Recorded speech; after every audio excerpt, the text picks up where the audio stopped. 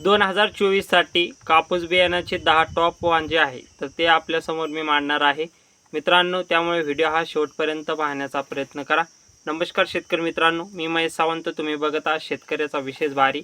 तर मित्रांनो, आपल्याला सुरुवातीला जे पहिलं वाण आहे तर ते आदित्य सीडचं जे मोक्षा वाण आहे तर ते आपण त्याची माहिती बघूया मित्रांनो। जे मोक्षा आहे तर त्याला जी जमीन आहे तर ती जमीन हलके मध्यम आणि जमीन लागत असते। त्यामध्ये सर्वोत्तम वाण जे आहे तर ते चांगल्या पद्धतीने वाण येत असतं। त्यामध्ये लागवड जी आहे तर ती कोरडवाहू आणि बागायती या दोन्ही क्षेत्रासाठी वाण चालतं।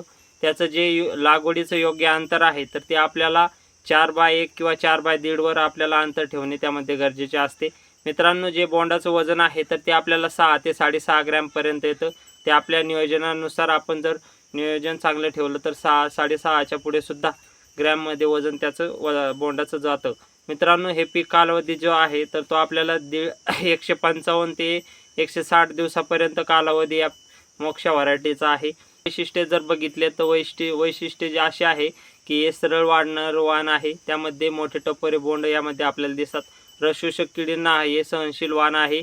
त्यामध्ये जास्त आणि दर्जेदार बोंड यामध्ये धारणा करण्याची क्षमता या व्हरायटीमध्ये आपल्याला दिसून येत असते। आदित्य सीडची मोक्षा अशा पद्धतीने व्हरायटी होती। त्यानंतर मित्रांनो, राशीची 779 एक व्हरायटी आहे।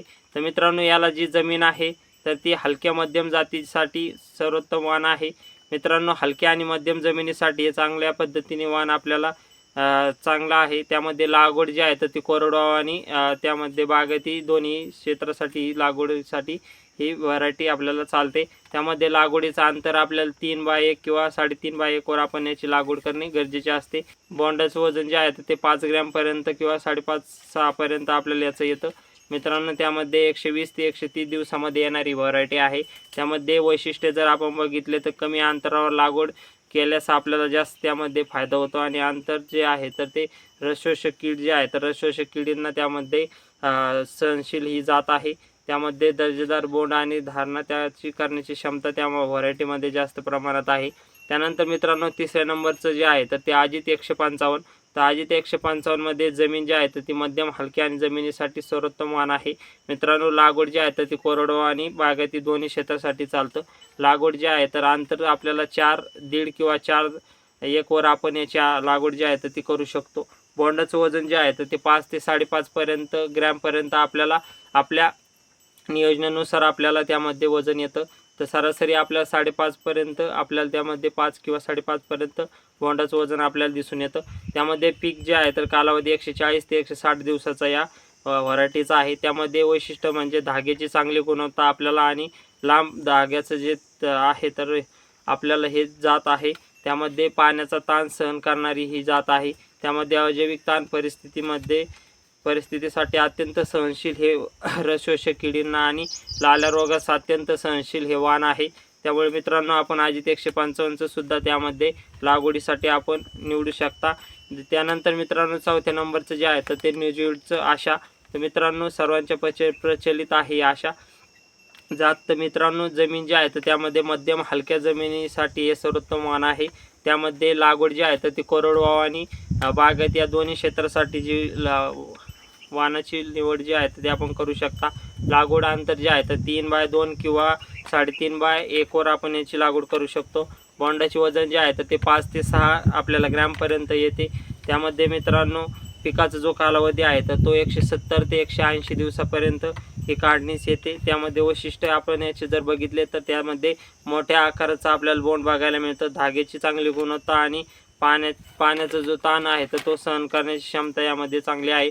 आणि विशेष म्हणजे 5 पाकळ्याचे जे बोंड आहे तर ते आपल्याला बोंडअळीस प्रतिरोधक किडी सहनशील सुद्धा ही जात आपल्याला दिसून येते। तर मित्रांनो, अशा पद्धतीने आहे। त्यानंतर मित्रांनो, आपण 5व्या नंबरला बघूया की राशीची नियो।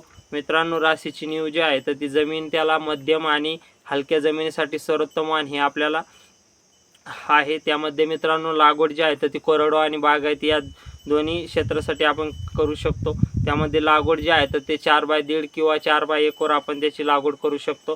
बोंडाचे वजन आहे तर ते आपल्याला 6 ते 6.5 ग्रॅम पर्यंत आपल्याला बोंडाचे वजन त्यामध्ये दिसून येते मित्रांनो। त्यामध्ये पिकाचा जो कालावधी आहे तर तो 165 ते 170 दिवसापर्यंत आहे। वैशिष्ट्य म्हणजे आपण पाण्याचा जो ताण आहे तो सहन करते, रसशोषक किडींना सहनशील वाण आहे, त्यामध्ये जास्त बोंड धरण्याची क्षमता या व्हरायटीमध्ये आपल्याला दिसून येते। त्यानंतर मित्रांनो 6वं जे वाण आहे तर ते US ॲग्रोसीडचं जे आहे तर ते 7067।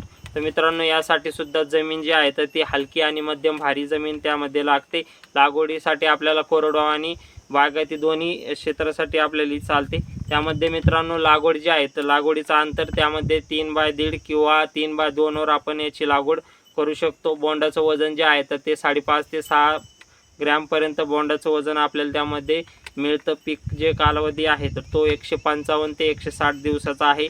वैशिष्ट्य म्हणजे मध्यम आकाराची कापूस बोंड आहे, पण कापूस वेचणी सोपा आहे, कमी अंतरावर लागवड, योग्य रस शोषक किडींना सुद्धा आळा घालण्यास किंवा सहनशील ते जात आहे।